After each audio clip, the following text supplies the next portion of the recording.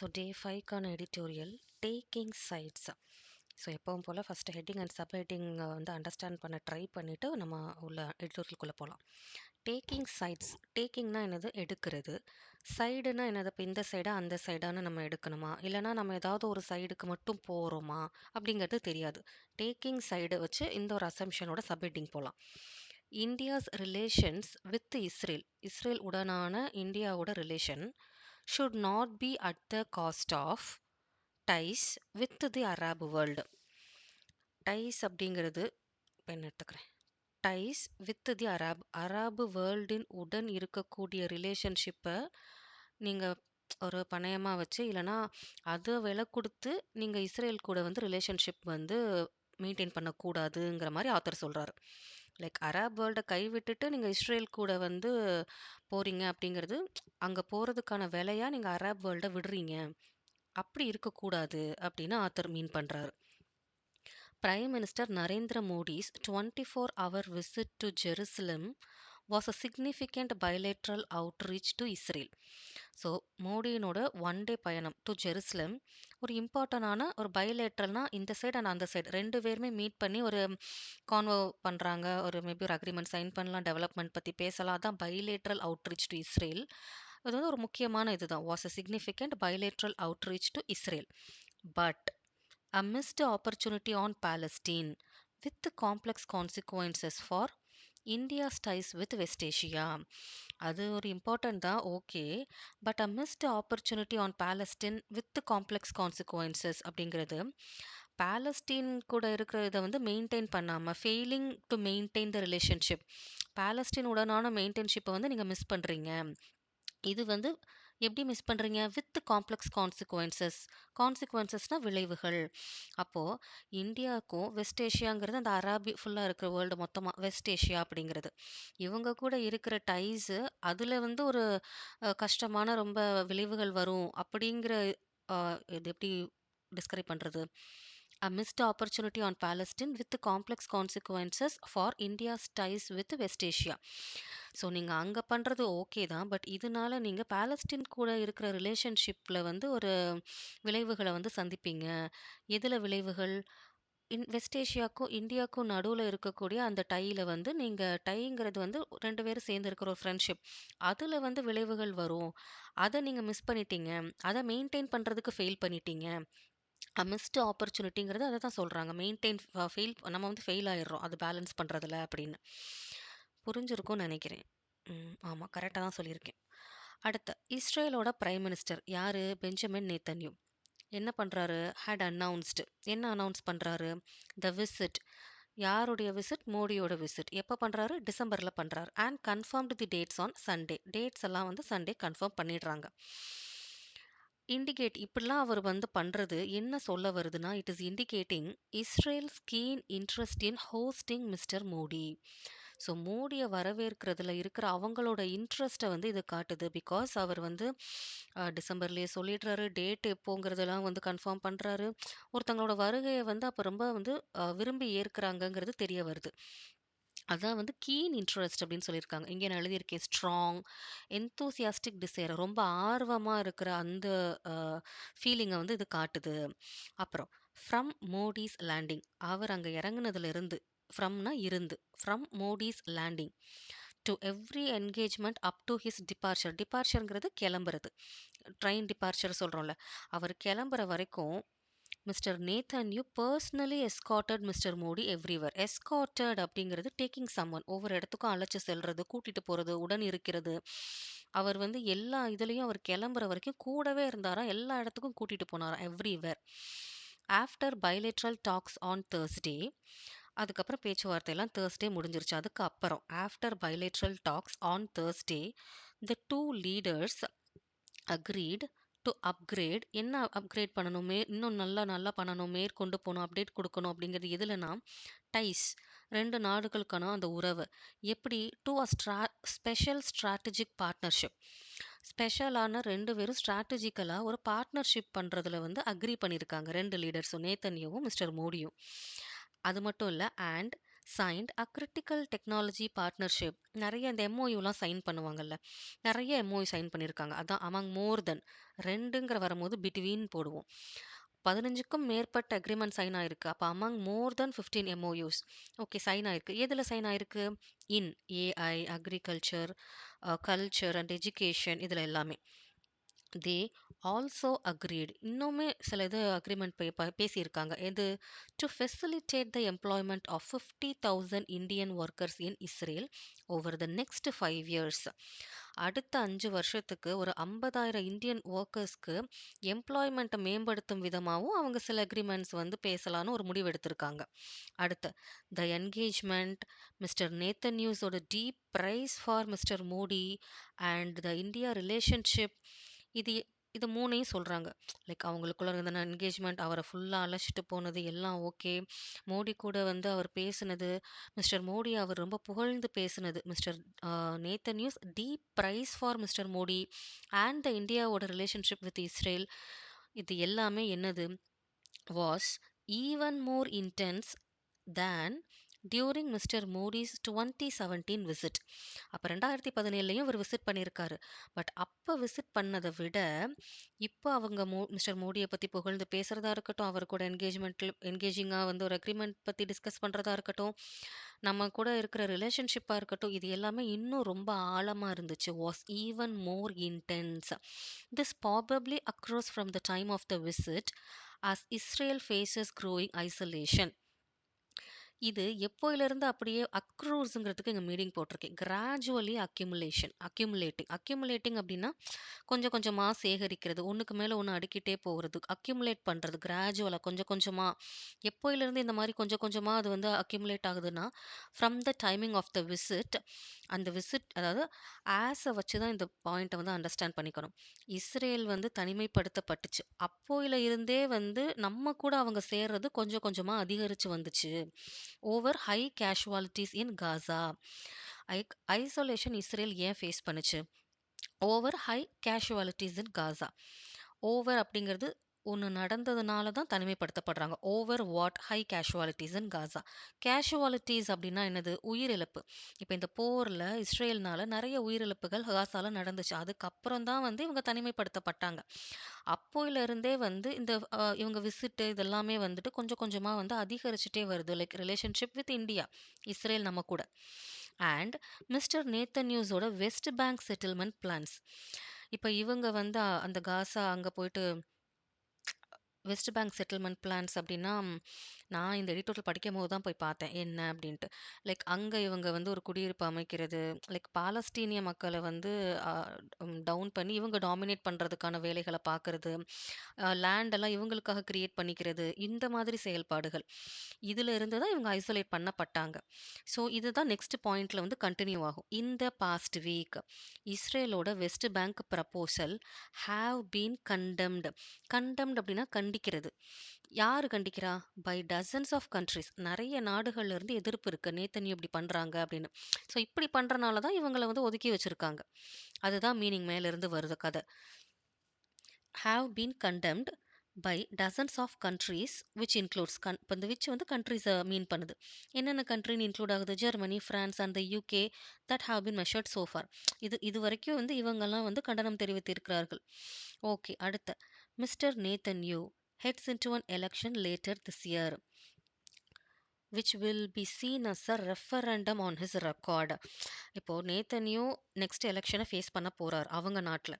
அதை எப்படி பார்க்கப்படும் அப்படின்னா, அவர் பண்ணதுக்கான ஒரு விளைவாக பார்க்க போறார். ரெஃபரண்டம் அப்படிங்கிறது ஒரு வாக்கெடுப்பு.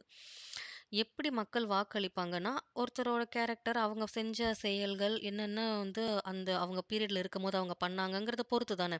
So which will be seen as a referendum on his record. என்னென்ன அவரோட ரெக்கார்ட், அப்போ என்னென்ன அவர் பண்ணியிருக்காரு? Record in terms of alleged corruption. ஏகப்பட்ட கரப்ஷன் பண்ணியிருக்காரு அவரோட கவர்மெண்ட்ல. As well as for accountability for security லேப்சஸில் பிரச்சனை. And the civilian toll of Israel response. Civilian டோலுங்கிறது இந்த உயிரிழப்பு, வாரு, இந்த இது நடந்தது. நம்ம இஸ்ரேல் எப்படி ரெஸ்பான்ஸ் பண்ணுச்சு இந்த வாரில், இதையெல்லாம் பொறுத்து தான் வந்து அவருக்கு இருக்கும். லைக் அவர் வந்து அவர் நாட்டிலேயே நிறையா எதிர்ப்புகள சந்திக்கவாரு. பிகாஸ் அவர் பண்ணதுக்கான செயல்பாடு, அவர் இது நாள் வரைக்கும் வச்சிருக்கிற இந்த ரெக்கார்ட பொறுத்து தான் அந்த வாக்கெடுப்பு வந்து இருக்கும் அப்படின்னு சொல்ல வராங்க. Okay. Mister Modi's visit would bolster சாரிங்க பாதியா இருக்கா, இங்க ஸ்டார்ட் பண்ணுவோம். Mister Modi's visit would bolster him politically. But politically Modi visit பண்றது வந்து இன்னும் வலுவடைய செய்றது. போல்ஸ்டர் அப்படிங்கிறது பூஸ்டிங். எக்ஸ்ட்ராவா நல்லது மாதிரி அவருக்கு. And in his speech at the Knesset. Modi வந்து அங்க நெசட்டுங்கிற ஒரு இடத்துல, அது நெசட் தான் நினைக்கிறேன் ப்ரனவுன்சியேஷன். ஓகே. மோடி அங்க ஒரு ஸ்பீச் குடுக்குறாரு. என்ன சொல்றாரு mister Modi? Mister Modi referred only obliquely to Palestinian sovereignty. ஆப்ளிக்லிங்கிறது லைக் இன்டைரக்டா தான் வந்து பாலஸ்தீனியோட அந்த முக்கியத்துவத்தை பத்தி அவர் சொல்றாரு. வேற என்ன சொல்றாருன்னா, சேயிங் தட் யுஎஸ் லீட் பண்ணப்பட்ட இந்த காசா பீஸ் இனிஷியேட்டிவ், விச்ங்கிறது இனிஷியேட்டிவ் சொல்லும், which commits to a two state solution. US தான் வந்து ஒரு அமைதியை கொண்டு வரணும் ஒரு இனிஷியேட்டிவ் ஸ்டார்ட் பண்றாங்க. அது வந்து ஒரு 2 ஸ்டேட்டுக்கும் வந்து ஒரு சொல்யூஷனா வந்திருக்கும். அண்ட் அந்த இனிஷியேட்டிவ் வந்து holds the promise of just and durable piece. ஜஸ்ட்டுங்கிறது இங்க இந்த ஜஸ்டிஃபை. 2 நாட்டுக்கும் ஓகே, நீ பண்றது ஓகே, நீ பண்றது ஓகே. ஒரு ஈக்குவலா 2 பேரையும் ட்ரீட் பண்றது. அண்ட் டியூரபிள் பீஸ்னா லாங் லாஸ்டிங்கா ஒரு அமைதிக்காக யுஎஸ் லீட் பண்ண அந்த இனிஷியேட்டிவ் வந்துட்டு இருந்துச்சு. அத பத்தி இவர் வந்து பேசுறாரு. பாலஸ்தீனியன பத்தி சும்மா இன்டைரக்ட்டா தான் அப்படி அவர் மீன் பண்ணி கொண்டு வராரு. ஸோ இதெல்லாம் தான் அவர் பாலஸ்தீன் இஷ்யூவ பத்தி அங்க பேசுனது. ஏன்னா சும்மா போயிட்டு வர முடியாதுல்ல. நடக்கக்கூடிய ட்ரெண்ட வந்து அவர் அங்க பேசணும்ல. இப்படி தான் வந்து பாலஸ்டீன் ஒரு இஷ்யூவ வந்து அவர் வந்து அட்ரஸ் பண்ணியிருக்காரு. Prime minister said that India shared the pain and grief of every life lost in October 2023 attack by Hamas. அது மட்டும் இல்ல, இவங்க என்ன சொல்லியிருக்காங்கன்னா, ஹமாஸ்னால ஏற்பட்ட அட்டாக்ல நெறைய பேர் இறந்து போயிட்டாங்க. ஒவ்வொரு வாழ்க்கை அங்க தொலைஞ்சு போனதுலயும், இந்தியா அத வந்து நாங்க அந்த பெயின வந்து நாங்களும் உங்க கூட ஷேர் பண்றோம் அப்படின்னு சொன்னாரு. ஓகே சொல்லிட்டாரு okay. But made no mention of the high toll more than 72,000 killed in the strike on Gaza by Israel. Hamas வந்து மத்தவங்கள கொன்னாங்கன்னு பேசினாரு. பட் இஸ்ரேல் காசா மேல வார் பண்ணி ஒரு 72,000 பேர கொன்றுருக்காங்களா, அத பத்தி அவர் எந்த ஒரு மென்ஷனுமே பண்ணல. ஹை டோல்ங்கிறது ஹை நம்பர் ஆஃப் டெத். அதுவும் மோர் தென் 72,000 கில்டு. இத பத்தி வந்து இஸ்ரேல் நடத்தின இந்த ஒரு வார பத்தி வந்து பேசவே இல்லையே அப்படின்னு ஆத்தர் வந்து சொல்றாரு. சொல்லி முடிச்சுட்டு, it is hoped that Modi, sorry, Modi will clarify India's position on the conflict. So என்ன நம்பப்படுது அப்படின்னா, மிஸ்டர் மோடி வந்துட்டு இந்த சண்டையை பற்றி இந்தியாவோட கருத்து என்ன, ஒப்பீனியன் என்ன அப்படிங்கிறத வந்து கண்டிப்பாக கிளாரிஃபை பண்ணுவாங்கன்னு நம்பப்படுது. As he did. அப்போ இதுக்கு முன்னாடி இவர் ஏதோ பண்ணியிருக்கார். என்ன பண்ணாரு? After his last visit by following it up with visit to Palestine. ஏன்னா லாஸ்ட் விசிட் வந்துட்டு இந்த மாதிரி போயிட்டு வந்ததுக்கப்புறம் பாலஸ்டீன் விசிட் பண்ணார். ஸோ வந்துட்டு அந்த மாதிரி இவரு இப்பயும் வந்துட்டு கிளாரிஃபை குடுப்பாரு அப்படின்னு சொல்லி நம்புறாங்களாம். It is hoped that mister Modi will clarify India's position on the conflict as he did after his last visit by following it up with a visit to Palestine. Palestine போயிட்டு வந்ததுக்கப்புறம் இவர் கிளாரிஃபிகேஷன் கொடுத்த மாதிரி இப்பயும் இவர் கொடுப்பாருன்னு நம்பப்படுகிறது. கரெக்ட் தானே? Correct தான். So his decision to travel amidst the threat of US attack on Iran carried the possible risk of taking sides in the event of a conflict. இப்போ என்னன்னா, இவர் வந்து இந்த மாதிரி போகணும்னு எடுத்த இந்த முடிவு, இவர் எப்போ இந்த முடிவு எடுத்திருக்காரு? amidst the threat of US attack on Iran. US Iran மேல அட்டாக் பண்ண போறேன்னு பயமுறுத்திட்டு இருக்க இந்த சூழ்நிலைக்கு நடுவுல amidst இவரோட இப்படி இந்த போலாங்கிற முடிவு வந்து carried the possible risk of taking sides in the event of the conflict.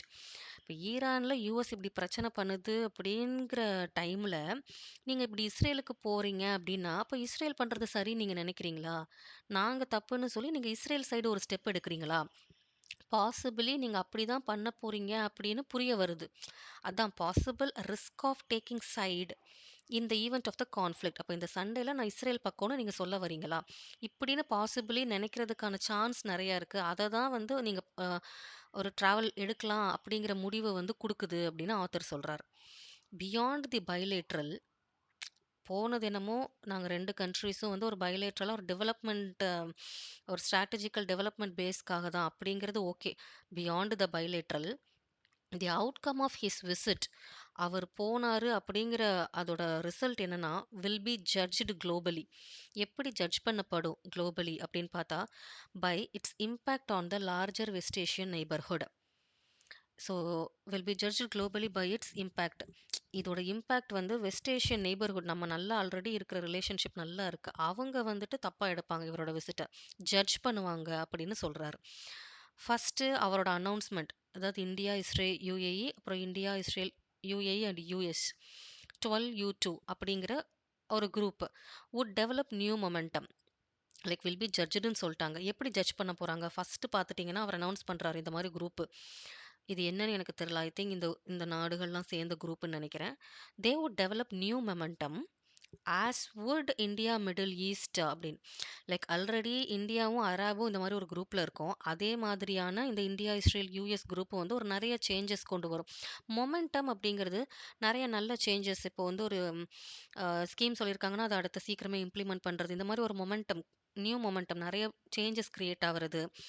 So எப்படி அராப்ல இருந்துச்சோ அதே மாதிரியே வந்து இந்த கூட்டணியிலயும் ஒரு நியூ மொமெண்டம் வரும். இப்படிங்கிற இந்த செயல் வந்து என்ன இண்டிகேட் பண்ணுது அப்படின்னா, New Delhi believes that regional initiatives are still viable despite the polarised atmosphere and recent deep fault lines. அதாவது இப்போ இது நல்ல விதத்தில் சொல்கிறாங்க. என்னன்னா நியூ டெல்லிங்கிறது நம்ம இந்தியா, நம்ம சென்ட்ரல் அதை மீன் பண்ணுது. நம்ம என்ன நம்புகிறோம் அப்படின்னா, டிஸ்பைட் த போலரைஸ்ட் அட்மாஸ்பியர், இந்த பிரிவினை சண்டை இப்படிலாம் இருக்கக்கூடிய இந்த என்விரான்மெண்ட்ல கூட நாம் என்ன நம்புகிறோம், regional initiatives are still viable. வயபிள்னா பாசிபிள். லைக் நம்ம டெவலப்மெண்ட் ஒரு தொலைநோக்கு பார்வையோட ஒரு முன்னேற்ற பாதையை வந்து இந்த மாதிரி பிரச்சனை இருக்க காலகட்டத்தில் கூட நம்ம பண்ணலாம் அப்படிங்கிறத இந்தியா நம்புதுங்கிறத வந்து இது வந்து காட்டுது அப்படின்னு சொல்கிறாங்க. Second, and recent deep fault lines. Fault லைன்ஸுங்கிறது என்னென்னா இந்த எர்த்து கிரஸ்டில் கிராக்லாம் விழுகும், அப்படி அந்த இடமே வீக் ஆகும். ஸோ இந்த மாதிரி ரொம்ப வீக்காக பிரிவினையோடு இருக்கக்கூடிய இந்த என்விரான்மெண்ட்டில் கூட டிஸ்பைட் நியூ டெல்லிங்கிறது நம்ம சென்டர் இந்தியா என்ன நம்புதுன்னா regional initiatives are still viable. அப்போ கூட ஸ்டில் பாசிபிள் தான் இந்த மாதிரி இனிஷியேட்டிவ்ஸ் எடுக்கலாம் அப்படிங்கிறது. ஸோ இந்தியா எந்த மாதிரி இருக்குங்கிறத இது காட்டுது, நல்ல விஷயமா காட்டுது. செகண்ட் ஒன்று புரிய வரும் என்ன, a decision to stern with Israel. Israel கூட நீங்கள் நிற்கிறீங்கிற அந்த டெசிஷன் வந்துட்டு firmly could come at the cost of India's relations with other West Asian powers. கண்டிப்பாக நீங்கள் அங்கே தான் நிற்கிறீங்க அப்படின்னா அது எப்போ வரும், நீங்கள் வந்து வெஸ்ட் ஏஷியா கூட இருக்கிற அந்த ரிலேஷன்ஷிப்பை வந்து கைவிடணும் அப்படிங்கிற சூழ்நிலையில தான் வந்து நீங்கள் இஸ்ரேல் கூட வந்து நிற்கலாங்கிற அந்த உறுதியான முடிவாக வந்து அது இருக்கும் அப்படின்னு சொல்கிறாங்க. India's relationship with the other West Asian powers which expect India to remain steadfast. விச்ங்கிறது இந்த வெஸ்ட் ஏஷியன் அந்த அரபு நாடுகளை சொல்லுது. அவங்க என்ன எக்ஸ்பெக்ட் பண்ணுறாங்க இந்தியாவை, to remain steadfast to its historically calibrated regional balance. ஸ்டெட்ஃபாஸ்ட்டுங்கிறது ரொம்ப ஃபேமாக உறுதியாக இருக்கிறது. அதாவது நம்ம ஹிஸ்டாரிக்கலியாக வந்து பழமையிலிருந்தே எப்படின்னா அழகாக டிப்ளமேட்டிக்காக தான் நம்ம இருப்போம், இதுவா அதுவான்லாம் சொல்லவே மாட்டோம். லைக் சமமாக ஓகே நீ ஓகே நீ ஓகே ஓகே சண்டை போடாதீங்க, யார் சைடு நம்ம ஒரு சைடே எடுக்க மாட்டோம். நம்ம வந்து காலகாலமாக இப்படி தான் இருக்கோம், உறுதியாக இருக்கும் அதில். அப்படி இந்தியா இருக்கணும்னு இந்த அரபு நாடுகள்லாம் வந்து விரும்புதான். Which expect India to remain steadfast to its historically calibrated regional balance. Calibrated அப்படின்னா கேல்குலேட்டட் மெஷர்டு. நம்ம ஒரு கணக்காக தான் அதை பண்ணுறோம். லைக் டிசைட் பண்ணி இப்படி தான் இவங்கள்ட்ட இருக்கணும், அந்த மாதிரி ஒரு கேல்குலேட்டடாக நம்ம பேலன்ஸ் பண்ணிட்டு இருக்கோம்ல, அதில் நம்ம இன்னுமே உறுதியாக தான் இருக்கணும் அப்படின்னு அரபு நாடு வந்து விரும்புதான். அண்ட் அது மட்டும் இல்லை, வேற என்ன அவங்க எக்ஸ்பெக்ட் பண்ணுறாங்க, and to principles of peace morality and compassion in the Israel Palestine conflict. அது மட்டும் இல்லை, நீங்கள் வந்து உங்களுக்குன்னு ஒரு நெறிமுறை, ஒரு அமைதி, ஒரு ஒரு ஒரு நேர்மையான இது, ஒரு இரக்கம், ஒரு ஒழுக்கம் எல்லாமே நீங்க ஃபாலோ பண்றீங்க. அதுலயும் நீங்க அப்படிதான் இருக்கணும். அதே மாதிரி தான் இந்த இஸ்ரேல் பாலஸ்தீன் கான்ஃப்ளிக்ட்லயும் நீங்க இருக்கணும்னு அந்த அரபு நாடு வந்து விரும்புதாம். ஸோ இப்படி சொல்லி வந்து ஆத்தர் முடிச்சிருக்காரு. ஸோ ஓவராலா அப்ப கதை எப்படி சொல்ல வராங்க? இஸ்ரேலுக்கு ஒரு நாள் பயணமா, அதுவும் இந்த சமயத்துல போனது குளோபலி ஜட்ஜ் பண்ணப்படுது. ஒண்ணு ஓகே எல்லா சூழ்நிலையிலயுமே இந்தியா வந்துட்டு பிரச்சனைங்கிறது இருக்க தான் செய்யும். டெவலப்மெண்ட் சைடு நம்ம பார்க்கணுங்கிறத நமக்கு உணர்த்தினாலும், இன்னொன்னு நீங்க இஸ்ரேல் கூட போய் இப்படி நிக்கிறீங்க அப்படிங்கிறது எப்படி ஃபீல் ஆகுது அப்படின்னா, நீங்க நடுநிலையா இருக்கிற அந்த டிப்ளோமேட்டிக் இதிலிருந்து விலகுற மாதிரி இருக்கு. ஸோ, அத வந்து நம்ம பண்ணக்கூடாது. ஒண்ணு வேணுங்கிறதுக்காக இன்னொன்னு இழந்துட்டு இத வாங்கிக்கலாங்கிற மாதிரி இந்தியா நடந்துக்க கூடாது அப்படின்னு தான் வேர்ல்ட் வந்து எதிர்பார்க்குது. ஆத்தரும் அப்படிதான் வந்து இந்த எடிட்டோரியல கம்ப்ளீட் பண்றாரு. ஸோ, இன்னுமே வந்து கிறிஸ்பா வந்து சொல்ல தெரியல. ஏன்னா, இப்ப தான் எடிட்டோரியல் படிக்க ஆரம்பிச்சிருக்கிறனால, ஆக்சுவலி நம்ம வந்து சென்டென்ஸ் ஸ்ப்ளிட் பண்ணி எடிட்டோரியல் படிக்கணும். நானும் அபித் சார் கிளாஸ்லாம் இப்ப தான் பார்த்துட்டு இருக்கேன்.